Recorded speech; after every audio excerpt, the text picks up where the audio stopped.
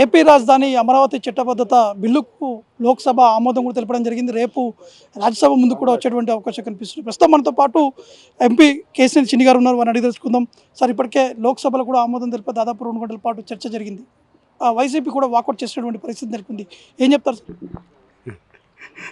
ఇవాళ ఒక ఆనందకరమైన రోజు. 5 కోట్ల మంది ఆంధ్రులు అందరూ కూడా అమరావతి రాజధానికి చట్టబద్ధత రావాలని కోరుకున్న రోజు.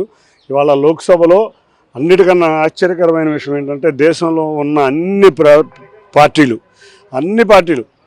ఇండియాలో ఉన్న ఎస్పీ కాంగ్రెస్ లాంటి పార్టీలు కూడా ఇవాళ అమరావతి బిల్లుకి మద్దతు తెలిపి రైతుల త్యాగాన్ని అర్థం చేసుకుని రైతులకు న్యాయం జరగాలి, అమరావతి రావాలని అందరూ కోరుకుంటమే కాకుండా చంద్రబాబు నాయుడు గారి యొక్క గొప్పతనాన్ని కూడా ఇవాళ లోక్సభ వేదిక ఎన్నో పార్టీలు ప్రస్తావించడం జరిగింది.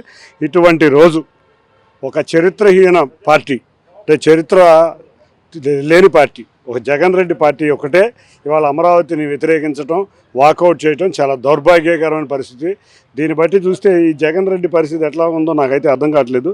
ఓసరవేళ్ళు రంగులు మార్చినట్టు రకరకాల రంగులు మారుస్తా ఎప్పటికప్పుడు కొత్త విషయాలు తీసుకొస్తూ ఉంటాడు రాజధాని అనగానే. ఆ రోజు అసెంబ్లీలో వేదికగా 50,000 కావాలి అమరావతికి రాజధానికి అని చెప్పిన వ్యక్తి అధికారంలోకి రాగానే 3 రాజధానులు అన్నాడు.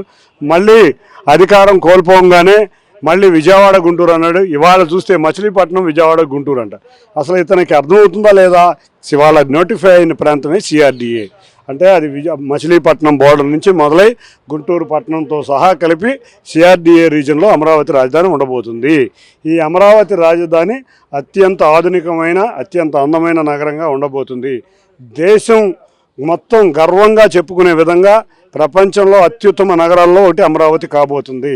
కాబట్టి వీళ్ళకి ఎటువంటి సైకో మనుషులు కాబట్టి సైకో మనుషులు ఎప్పుడు కూడా సైకో మనస్తత్వం ఉంటుంది. ప్రజలు ఆనందంతో ఉంటే చూడలేరు.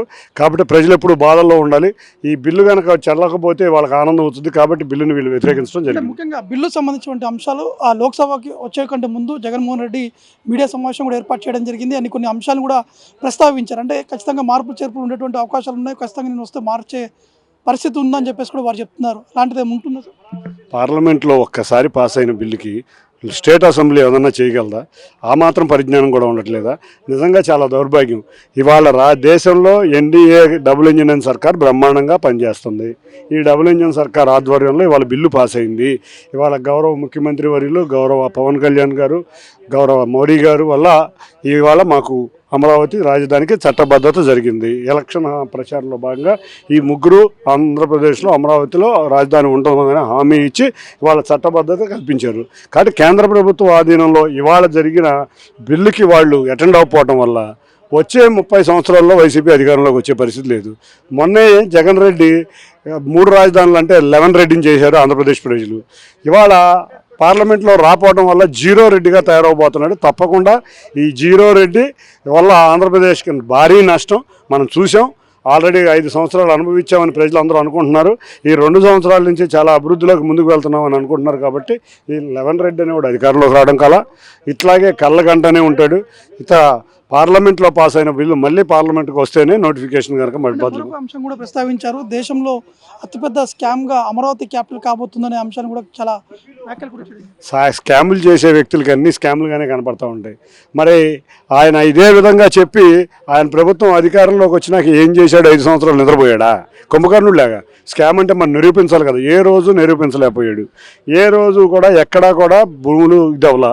వాళ్ళ రైతులకి దగ్గరికి వెళ్ళేటప్పుడు మీరు చూస్తే అమరావతిలో సెక్రటేరియట్కో అసెంబ్లీకి వెళ్ళేటప్పుడు పరదాలు కట్టుకుని పారిపోయిన వ్యక్తి. ఏ రోజు కూడా ప్రజల మొహాలు చూసిన వ్యక్తి కాదు. ఇటువంటి వ్యక్తి మనం ఇటువంటి కబుర్లు ఎప్పుడూ వింటానే ఉంటాం. బూటకపు కబుర్లు, రాజకీయ కబుర్లు, ఏదో పబ్బం గడుపుకోవాలనుకుంటే ప్రజలైతే తిరస్కరించారు. రేపు జీరో రెడ్డిగా నిలవబోతున్నాడు. చివరిగా ముఖ్యంగా అమరావతికి సంబంధించినటువంటి ల్యాండ్ ఈక్వేషన్ అంటే తీసుకునేటువంటి సమయంలో కూడా మీరు చాలా కీలకంగా పాత్ర కూడా ఉన్నది, పెద్ద ఎత్తున కూడా చేయడం జరిగింది. ఇప్పుడు అమరావతి ప్రజలకి మీరు ఏం చెప్పబోతున్నారు? ఇది రైతుల విజయం. ఇది అమరావతి రాజధాని ఈ విధంగా ఇట్లా ఉంది అంటే అది మొట్టమొదటిగా మనం గుర్తు చేసుకోవాల్సిందే రైతుల త్యాగం.